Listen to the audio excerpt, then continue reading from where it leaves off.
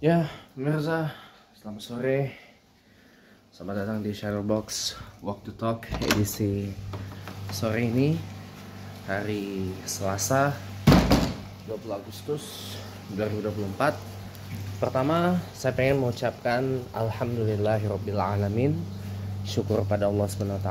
Segala puji hanya bagi Allah SWT, karena pada hari ini atau pada tadi siang ya, Mahkamah Konstitusi mengabulkan sebagian gugatan yang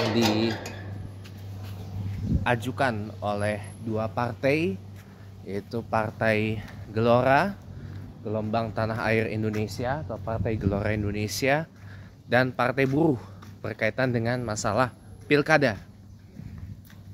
Antara yang dikabulkan sebagian adalah yang berkaitan dengan pencalonan calon gubernur dan calon wakil gubernur, di mana partai-partai non DPRD akhirnya bisa diberi kesempatan untuk mengajukan nama calon gubernur, calon wakil gubernur atau calon kepala daerah, dan minimal untuk persentasenya ada dari mulai paling rendah itu 6,5% sampai dengan paling tinggi itu di sekitar 7,5 sampai dengan 8,5 atau 8,5%.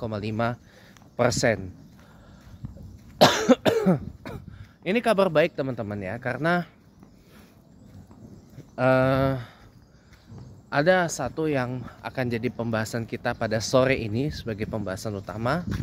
Tapi ada juga gugatan dari Partai Buruh dan Partai Gelora Indonesia yang ditolak, yaitu ihwal pembatasan usia, yaitu sebelumnya kan digugat itu diminta usia 30 tahun pada saat hari pelantikan, tapi ternyata ditolak oleh MK, jadi minimal usia 30 tahun pada saat penetapan sebagai calon gubernur maupun calon wakil gubernur atau calon kepala daerah, katakan ya, minimal usia. Bil khusus calon gubernur aja ya, kita konsentrasi di calon gubernur aja di pemilihan provinsi gubernur ya. Di umur 30 tahun pada saat penetapan atau ditetapkan sebagai calon gubernur maupun calon wakil gubernur. Kita fokus pada yang pertama tadi ya, dikabulkan sebagian tapi ditolak juga sebagian. Nah, yang dikabulkan ini kan adalah angin segar untuk perkembangan demokrasi di Indonesia. Karena di beberapa daerah ini kan ada beberapa pilkada yang berpotensi berakhir dengan calon tunggal berhadapan dengan kotak kosong, ya kan?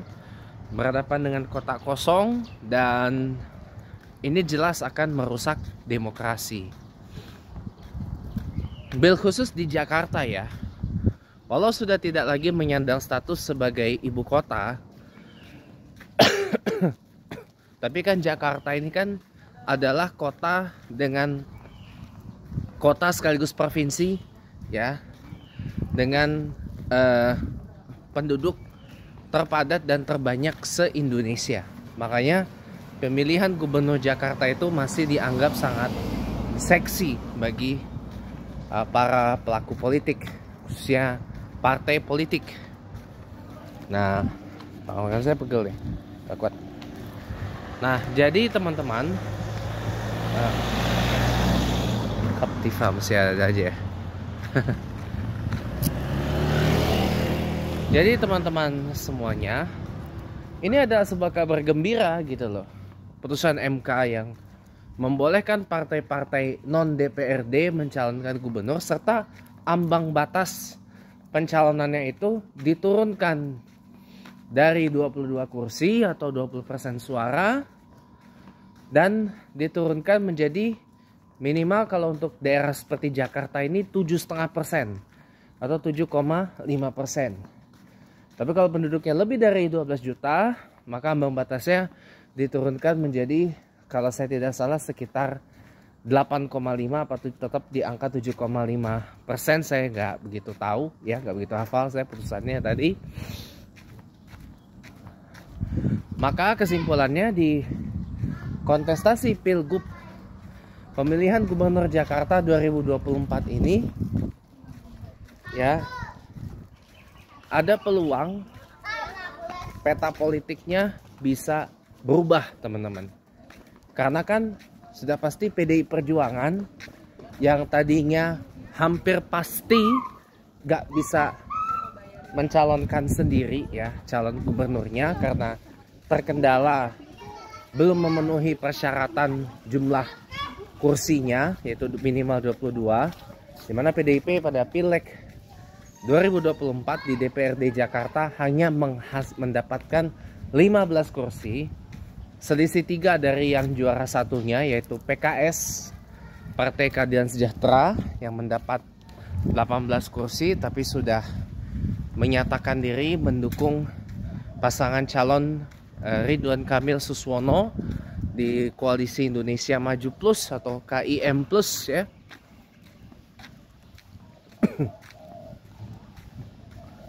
Jadi ya ini adalah sebuah angin segar teman-teman. Dan mau tidak mau, baik Komisi Pemilihan Umum Pusat maupun KPUD Jakarta wajib hukumnya mengikuti putusan dari MK yang satu ini. Karena kalau enggak bisa kena pidana. Karena putusan MK Mahkamah Konstitusi itu berlaku final dan mengikat. Inkrah panggabeiste berlaku sejak hari putusan tersebut dibacakan dan tidak bisa diganggu gugat. Jadi mau nggak mau KPU dan PKPUD Jakarta harus mengubah lagi PKPU-nya untuk Pilkada 2024 ini. Jadi ada secercah harapan demokrasi di Jakarta ini akan pulih lagi. Gitu loh. Saya di sini bukan hanya sekedar bicara tentang PDIP, tentang Pak Ahok, Basuki Cahayapurnama, atau Pak Anies Baswedan, atau apalah itu. Kita bicara demokrasi secara umum.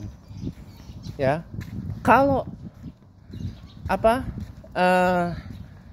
tidak ada putusan MK seperti tadi, tidak ada gugatan yang dilayangkan Partai Gelora Indonesia yang notabene adalah bagian dari Koalisi Indonesia Maju yang mengusung calon presiden 2024 nomor 02 Pak Prabowo Subianto dan Mas Gibran Rakabuming Raka ya.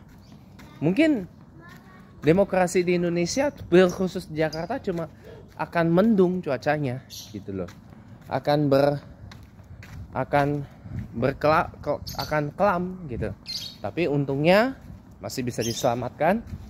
Kita patut terima kasih kepada Partai Buruh dan Partai Gelora. Jadi ada secercah harapan lah, demokrasi di Indonesia akan kembali lagi back on track, kembali lagi ke jalan yang benar. Ada secercah harapan untuk ke sana.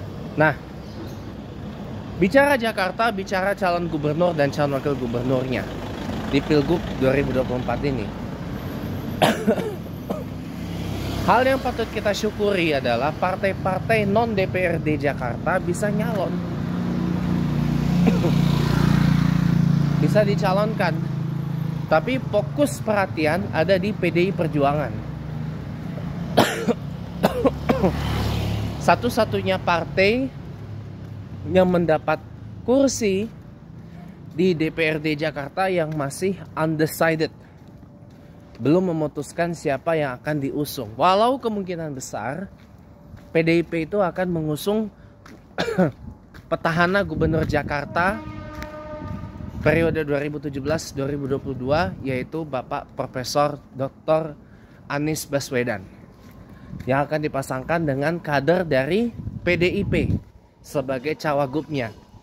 Entah Rano Karno, entah Pak Rano Karno mantan. Tapi kalau Pak Rano Karno sepertinya nggak bisa teman-teman.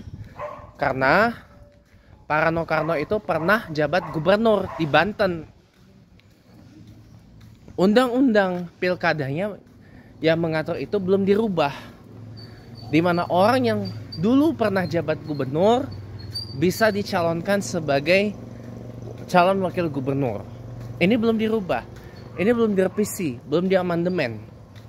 Kalaupun diamandemen, direvisi atau digugat, waktunya terlalu pendek untuk menuju tanggal 27 Agustus 2024 besok. Atau tepatnya hari Selasa minggu depan. Batas pendaftarannya. Jadi ada jadinya nih. Jadi kalau untuk diubah lagi perlu waktu. Jadi pasangan yang dimajukan oleh PDIP itu adalah Anies Baswedan dan Pak Hendrar Prihadi atau Pak Hendi. Beliau ini mantan wali kota Semarang 2 periode, yang sekarang ini sedang mengemban amanah sebagai kepala LKPP, Lembaga Kebijakan Pengadaan Barang dan Jasa Pemerintah, ya. Menggantikan Pak Abdullah Azwar Anas yang dilantik sebagai Menteri Pendayagunaan Aparatur Sipil Negara dan Reformasi Birokrasi atau Menpan RB. Jadi gitu teman-teman ya. Jadi atau bisa juga nama Anies Baswedan dipasangkan dengan Pak Prasetyo Edi Marsudi, Ketua DPRD Jakarta 2 periode. Itu bisa teman-teman, sangat bisa, sangat-sangat bisa. Tapi ya semua kembali lagi ke urusannya DPP PD Perjuangan, ihwal siapa yang akan dicalonkan nanti.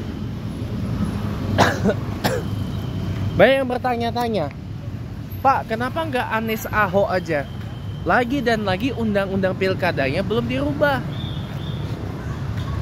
Kebetulan Pak Ahok itu pernah jadi gubernur di Jakarta, walaupun tidak full term seperti Pak Anies 5 tahun. Pak Ahok itu jabat gubernur Jakarta cuma 3 tahun. Gitu loh. Pak Anies dengan Pak Jarod pun nggak bisa juga. Pak Jarod pun pernah jabat jadi gubernur Jakarta juga, walau hanya berapa bulan di tahun 2017.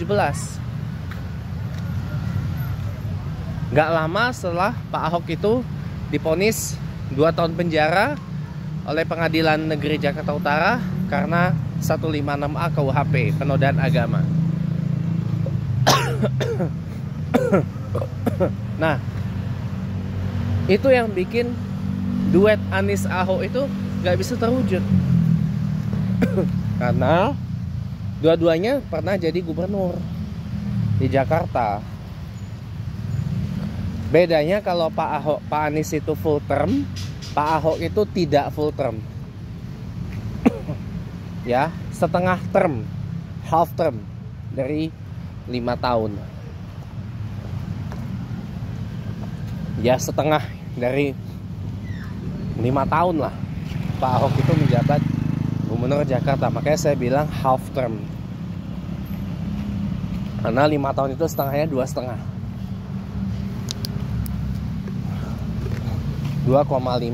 tahun.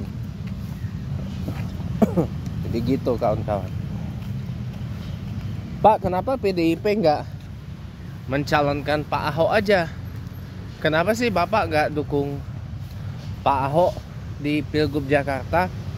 Saya nggak mau Jakarta itu ada resiko seperti Pilgub 2017. Ada isu SARA lagi bermunculan, polarisasi.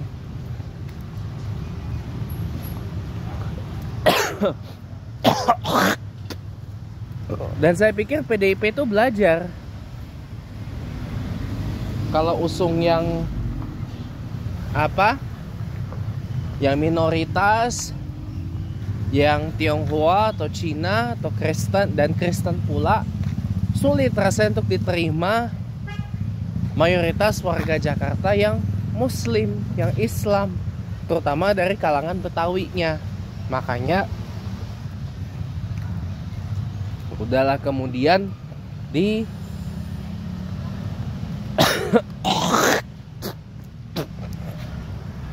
dimasukkanlah nama Anies. Malah lebih baik kalau PDIP itu mencalonkan Anies Baswedan aja di Pilgub Jakarta ini. Karena setidaknya walaupun awal Anies Baswedan jabat Gubernur Jakarta masih agak banyak kontroversinya. Ya semua orang itu kontroversial, termasuk saya gitu loh.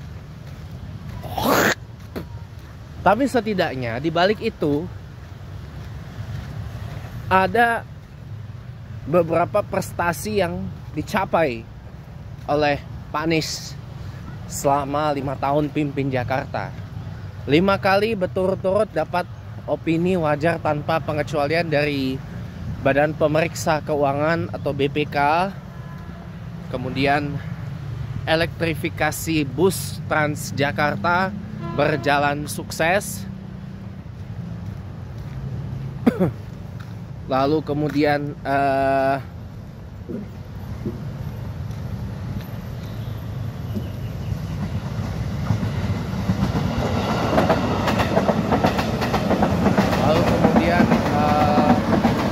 Formula E di Jakarta itu sukses besar ya. Kemarin itu saya terprovokasi aja sama teman-teman yang katanya mau meminta KPK mengusut korupsi katanya korupsi Formula E. Tapi ternyata begitu ditelisik nggak ada. Dana Formula E itu nggak dikorupsi, itu hanya isu aja, isu gorengan supaya pada saat itu Pak Anies Baswedan itu tidak bisa dicalonkan sebagai calon presiden. Itu ada skenarionya. Skenario dari tidak lain tidak bukan adalah Jokowi laknatullah. Itu.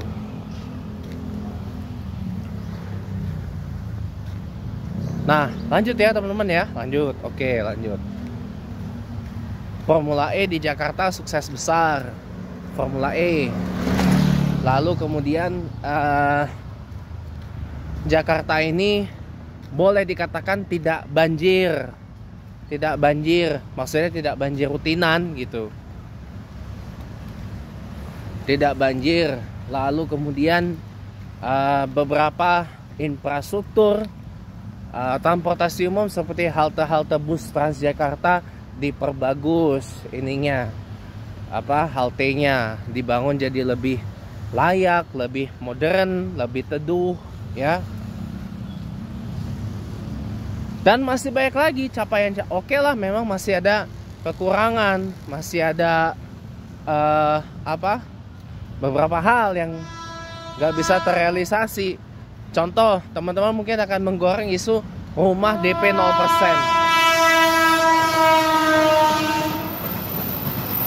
Ya, rumah DP 0%. Pertanyaan saya memangnya gampang dengan aturan yang ada sekarang untuk membuat rumah dengan DP 0%. Belum memungkinkan.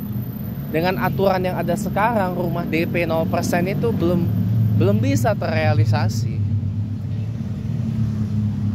Gitu loh. Ada banyak yang memang menjadi janji kampanyenya Pak Anies Baswedan di Pilgub Jakarta 2017 yang mungkin belum bisa terrealisasi, bahkan sebagian tidak bisa direalisasi karena keadaan dari segi aturannya, dari segi birokrasinya, dari segi macam-macamnya. Karena ngurus provinsi seperti Jakarta ini itu gak gampang teman-teman, gak segampang membalikkan telapak tangan. Apalagi Jakarta ini penduduknya banyak. Sudahlah penduduknya banyak, beban Jakarta pun besar. Jadi gak gampang gitu loh. Makanya jadi oke lah, kita lupakan itu.